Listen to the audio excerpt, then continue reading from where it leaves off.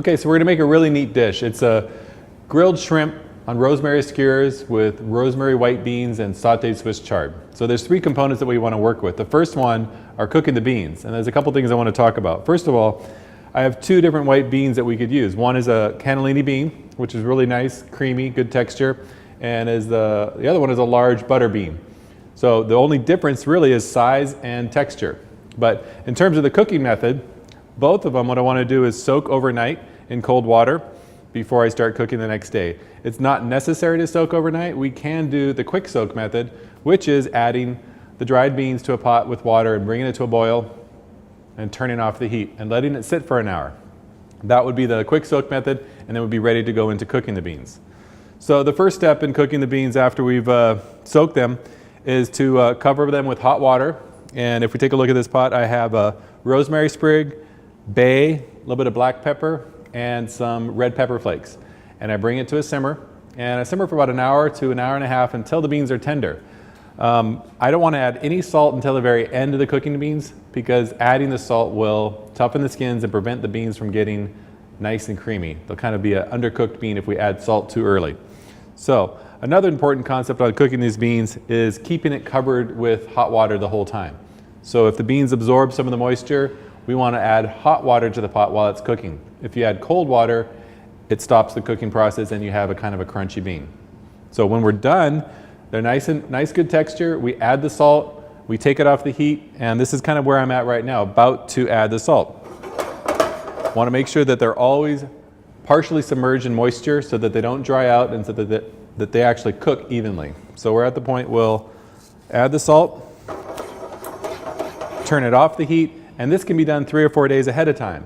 Make sure you cool in the liquid and store in the liquid. So when we're ready to serve this, basically I'm going to take the beans out with the slotted spoon, and that will be our component. Okay, let's take a look at the rest of the ingredients on this dish. So we're going to do a sautéed Swiss chard. And I like to use garlic, shallots, olive oil, Swiss chard, and finishing it in the very end with a little bit of white wine. Swiss chard takes a little bit longer to cook than spinach, so it's sometimes known as braised Swiss chard. I have green Swiss chard. You can use rainbow or red. They're all in the family of kind of a braising green. So we're going to work on prepping those ingredients. And then I have the shrimp. What I want to do with the shrimp is these are already marinating in a mixture of thyme, olive oil, and rosemary. And the concept is I want to leave the tail on for presentation. You may take the tail off, and you could put it on wooden skewers, but I like to put it on rosemary skewers. So I'm just going out to the garden, picking rosemary, and taking the bottom few inches off of it. Then I'm going to take my knife and actually kind of cut it so that I have a spear. So then I'll be able to skewer my shrimp, and that's the third component. So the things that we do at the last second are cooking the shrimp and braising the chard. So we're going to actually, we've got our garlic and our shallot ready. We're going to cook the chard. So as the chard is cooking, it takes about 10 minutes. I'll skewer the shrimp and grill the shrimp. So all three components should come together about the same time. So the first step is about 3 tablespoons of olive oil. And I'm going to go in with my shallots and garlic at the same time. And I'm going to cook it until the garlic just starts to get a little bit of color.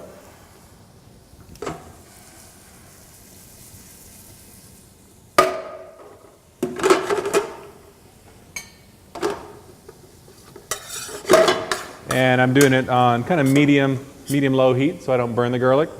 Once I get my light color, then I'll add my Swiss chard.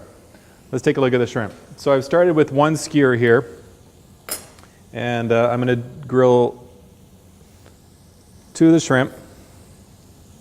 And I'm basically going to look at the size of the plate that I'm going to present on. So that's my guideline on how big I'm going to make my skewers.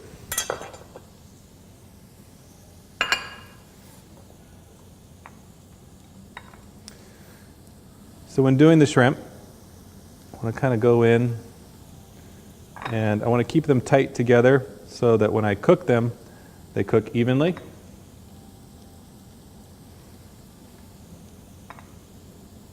All the while keeping an eye on my garlic.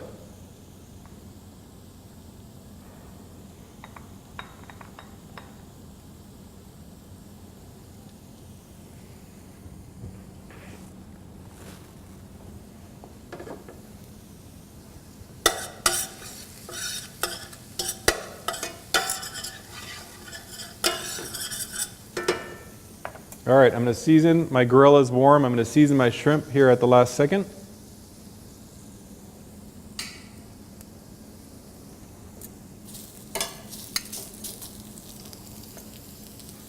I'll grill them for about 3 minutes on one side, turn them for a mark, and flip them to the back side. I want to keep these a little under, because when they come off the heat, there's going to continue cooking. And we've all had shrimp that have been kind of hard and rubbery. I want these to kind of still be moist in the center. So I'm going to actually be able to see the side of it to make sure that I'm still a little under when I'm taking them off the heat. All right, our beans are ready to serve. They've sat here with a little bit of the salt to infuse the flavor. And I'll take this off the heat and focus on our Swiss chard.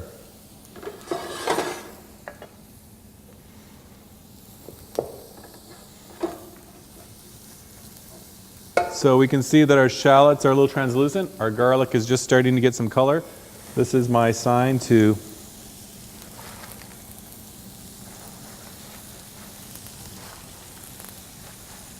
add my Swiss chard.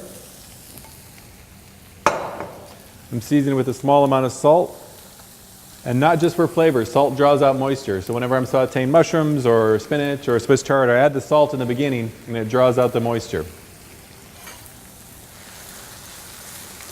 So these will cook down for about 3 or 4 minutes, and the shrimp should be done in about 3 or 4 minutes, and we'll bring this dish together next. Okay, so coming back, our chard is cooked down a little bit. I've got some nice marks on one side of my shrimp.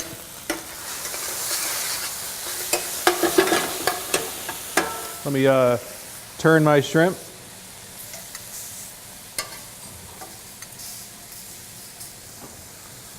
So about another 3 minutes on this one side. And this is cooking down. There's a point that you know your chard is done by the texture of it. So this piece still is kind of undercooked, and then this piece is done. So it's kind of like spinach. When it's wilted, it just takes a little bit longer. All right, and then I'll be presenting this dish with my rosemary cannellini beans. And I consider this dish more of an appetizer. It can be an entree, but the flavor components, the shrimp are pretty rich. The beans have a nice hardiness to them, and the Swiss chard. So I kind of serve this as an appetizer. It can be turned into an entree. I'm taking a look at my chard. I want to look at the pan, and I have these dark areas where the garlic is starting to caramelize, which is good. And now is the time to finish with my white wine. It kind of deglazes the pan, which cooks up all the great flavor. My shrimp is looking great. We'll cook off that alcohol. So all 3 components are ready to go.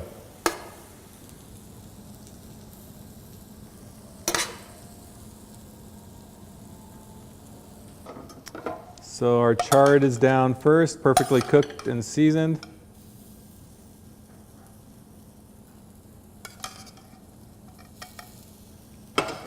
Our cannellini beans.